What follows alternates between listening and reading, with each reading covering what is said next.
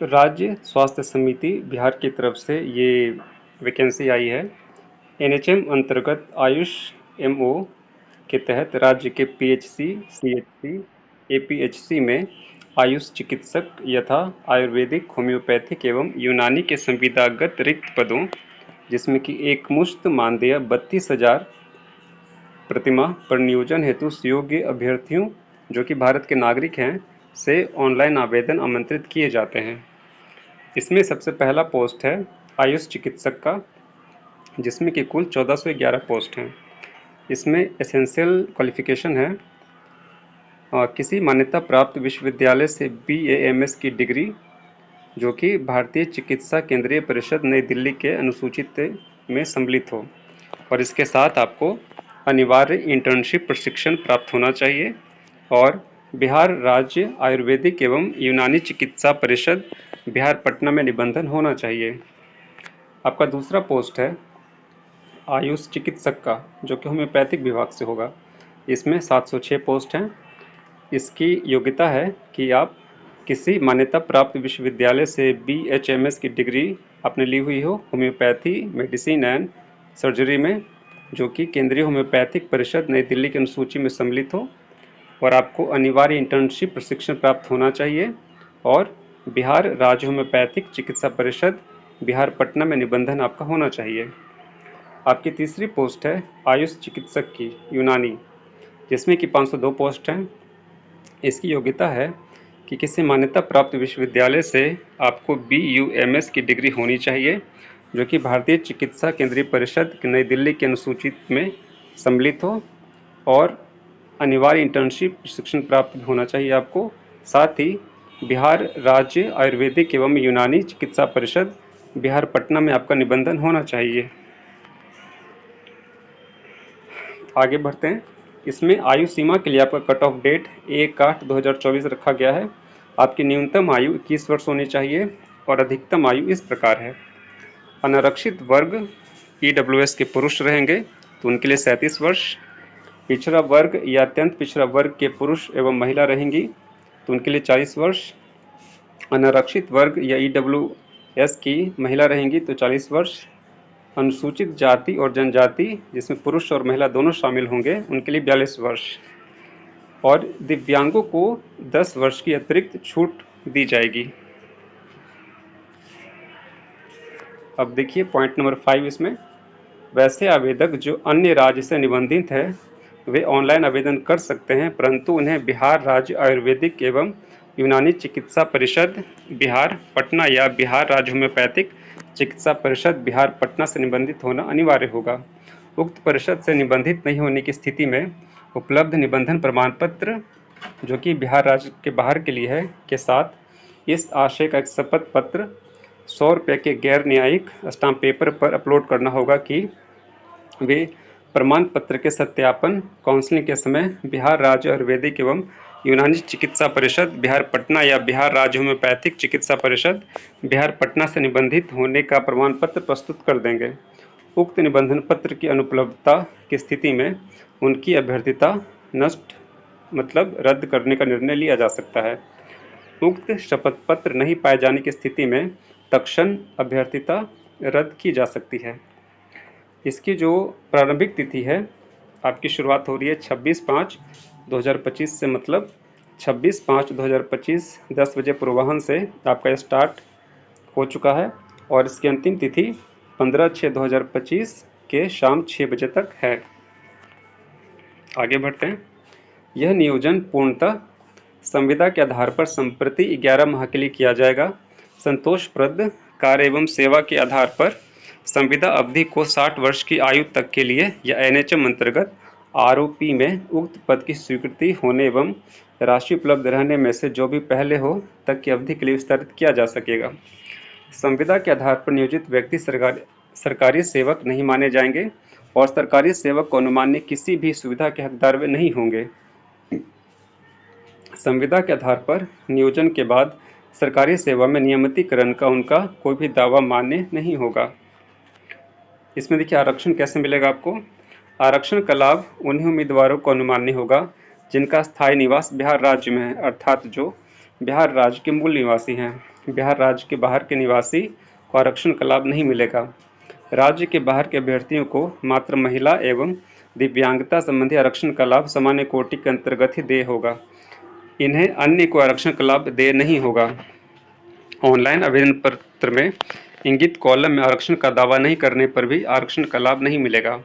Online आवेदन में भरा गया स्थायी पता ही आरक्षण प्रयोजन के लिए अमान्य होगा।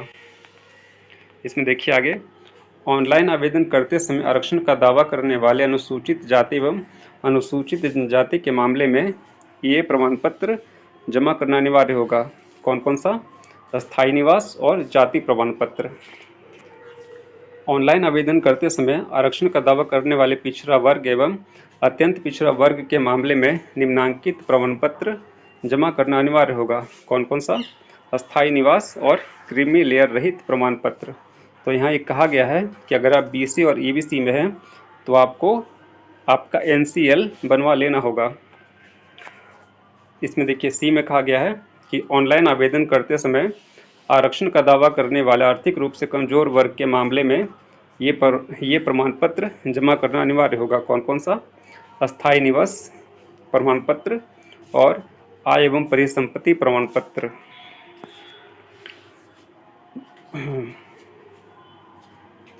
अच्छा, इसमें देखिए आगे ये कहा गया है कि जो महिलाएं विवाहित हैं उन्हें जो अपना क्रीमी लेयर है, क्रीमी लेयर या एनसीएल का जो प्रमाण पत्र है या जाति का है, वो उनके पिता के नाम और अस्थायी पते से निर्गत होना चाहिए। और साथ ही अगर विवाहित महिलाओं का ईडब्ल्यूएस आपको निकलवाना है तो आपका जो पता है वो पिता के स्थायी निवास के आधार पर निर्गत होना चाहिए और जो ईडब्ल्यूएस सर्टिफिकेट है वो पति के अस्थायी निवास से निर्गत होना चाहिए। देखिए इसमें आगे ये कहा गया है कि केवल जाति प्रमाण पत्र के आधार पर पिछड़ा वर्ग, अत्यंत पिछड़ा वर्ग के अभ्यर्थियों को आरक्षण का लाभ देय नहीं होगा। पिछड़ा वर्ग, अत्यंत पिछड़ा वर्ग के अभ्यर्थियों द्वारा क्रीमी लेयर रहित प्रमाण पत्र जमा करना अनिवार्य होगा। विगत 1 वर्ष से पूर्व का क्रीमी लेयर प्रमाण पत्र होने की स्थिति में अभ्यर्थियों को पूर्व निर्गत प्रमाण पत्र के साथ क्रीमी लेयर में नहीं होने संबंधी स्वयं शपथ पत्र फॉर्म, ये आपका बी लिखा हुआ है, 8 शायद 8B है, 8B दिया जाना अनिवार्य होगा। आय एवं परिसंपत्ति प्रमाण पत्र निर्गत किए जाने की तिथि से 1 वर्ष के लिए आपका वैध माना जाएगा। देखिए इसमें आगे लिखा हुआ है, अस्थायी दिव्यांगता प्रमाण पत्र में निर्धारित अवधि के बाद नवीनीकरण नहीं होने की स्थिति में प्रमाण पत्र विधि मान्य नहीं होगा। अब देखिए इसमें आवेदन शुल्क कितना लग रहा है। सामान्य वर्ग, पिछड़ा वर्ग, अत्यंत पिछड़ा वर्ग और आर्थिक रूप से कमजोर वर्ग के लिए 500 रुपये है। अनुसूचित जाति और अनुसूचित जनजाति जो कि बिहार राज्य के स्थायी निवासी हो उनके लिए 125 रुपये है। आरक्षित अनारक्षित वर्ग की महिला दोनों के लिए 125 रुपया। राज्य के बाहर के उम्मीदवार चाहे वे किसी भी वर्ग के महिला पुरुष हों उनके लिए 500 रुपया और दिव्यांग अभ्यर्थियों के लिए 125 रुपया। चयन का आधार होगा आपका सीबीटी और आपका टोटल 400 अंकों की परीक्षा होगी। प्रश्नों की कुल संख्या 100 रहेगी। एक प्रश्न सही करने पे 4 अंक और हर एक गलत उत्तर के लिए आपका 1 अंक काटा जाएगा। आपको 2 घंटे समय दिया जाएगा। परीक्षा का जो पाठ्यक्रम है आपका राज्य स्वास्थ्य समिति बिहार के अधिकृत वेबसाइट पर अलग से प्रकाशित किया जाएगा।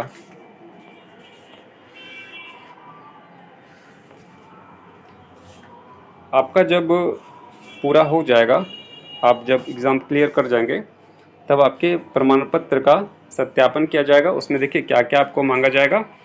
ऑनलाइन भरे गए आवेदन एवं सीबीटी का प्रवेश पत्र की प्रति, रंगीन फोटोग्राफ जो कि आपने अपलोड किया था तब, आपका आधार कार्ड, आपकी जन्म तिथि का साक्ष्य, आपके सभी योग्यताओं का प्रमाण पत्र और सक्षम प्राधिकार द्वारा निर्गत निबंधन प्रमाण पत्र, आपने जो दावा किया था आरक्षण का उसका भी प्रमाण पत्र, और आपके पास अन्य कोई प्रमाण पत्र हो तो वो भी।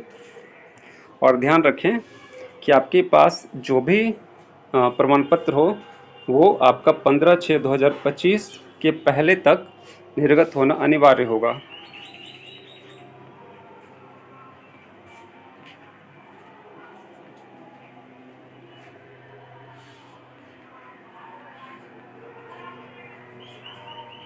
इसमें देखिए आगे बढ़ते हैं।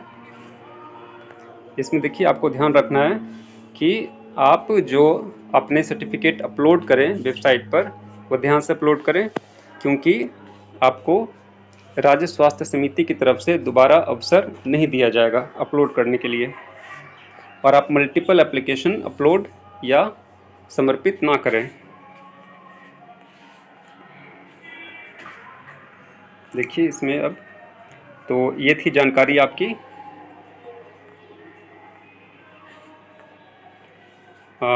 राज्य स्वास्थ्य समिति बिहार की तरफ से आई हुई। उम्मीद करता हूँ कि आपको ये जानकारी पसंद आई होगी। थैंक्स।